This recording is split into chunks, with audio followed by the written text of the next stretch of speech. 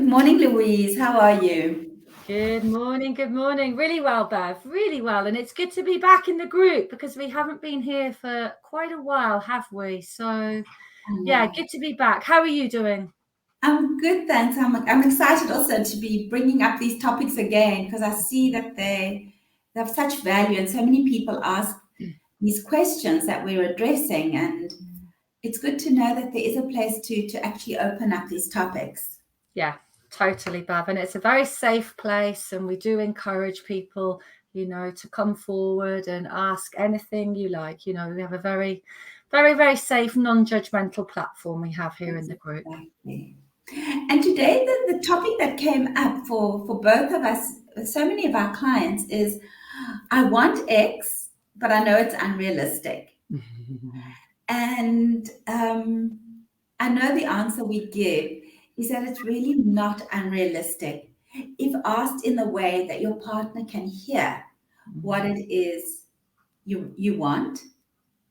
And also the realistic part is knowing that he can't or she can't necessarily give you everything, but to appreciate the 5% that they can give you at this point. So your request might be so huge, they can only give you part of that, and to acknowledge that and to honor that and to be grateful for that. Mm-hmm. What are your thoughts?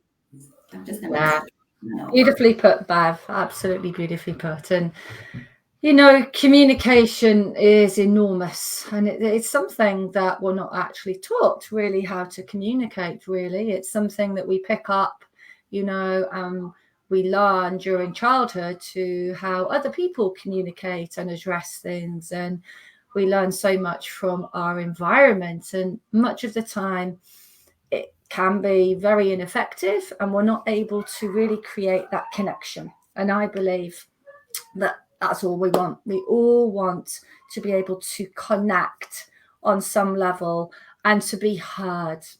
And to be heard, perhaps today we'll talk about you have to be really clear what your message is. And so many of us aren't. We don't really know what it is we even want. We have an idea and we globalize it and we generalize it. But it's really important to really know what it is we want and to get clear with ourselves. What are we looking for? What needs need to be fulfilled? And as you brilliantly put, Bev, we cannot expect everybody, or somebody to fulfill all of our needs or to fulfill all of that expectation. That is very, very unrealistic, and the happiest people in life generally really are realistic. And that means we can see things as they are, they truly as they are, and not coming from, our own things that are glazing. Right. Programming and behaving that glazes, what we are hearing from somebody else. Right. So I guess the next piece will be, well, how do we start that connection? Right. So before we jump to that, I would like to just tease out a little bit of what you said, because it was so beautiful. That firstly, it's good to be specific.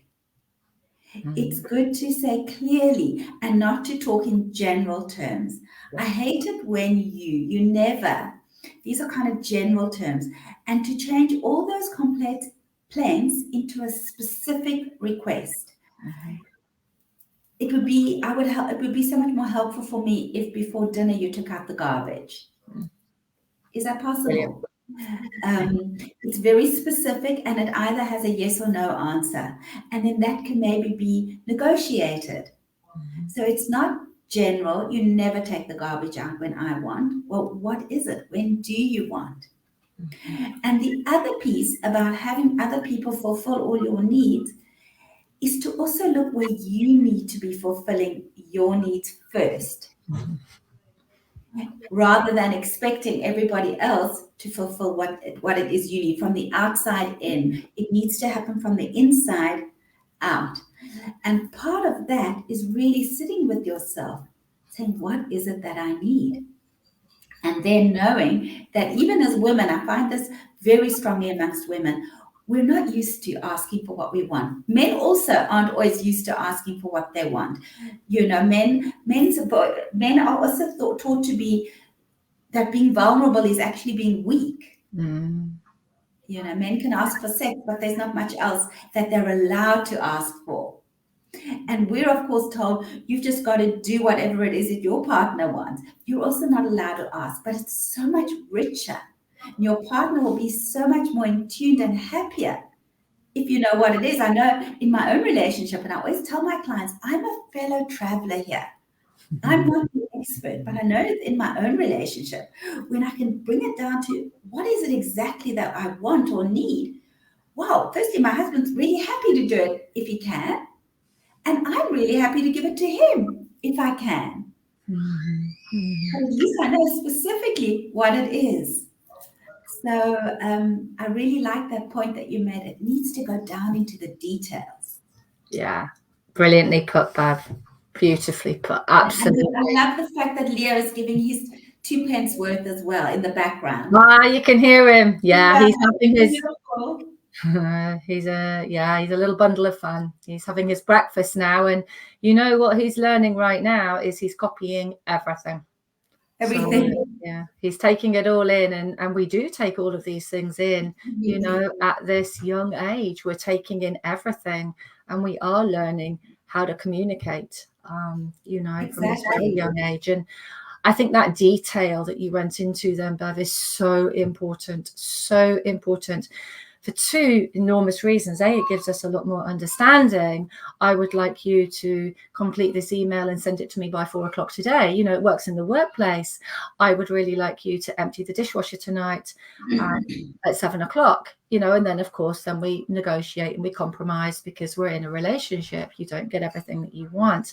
But when we have the understanding as to, you know, what it is we're requesting, we will get a lot clearer reply, and then we can talk about that. So the detail is absolutely paramount. And yes, I think one of the wonderful things we can start to do is, however we're feeling, is to maybe sit with that feeling. We need to do more being and not doing, because most of us are taught and programmed to do. We need to do all this stuff and get on with it. You know, it's quite a classic term a lot of us are brought up with, is to ask ourselves, how am I feeling right now? Am I really wanting my husband to sort my loneliness out? You know, am I really, am I feeling angry? Is that up to him to calm me down?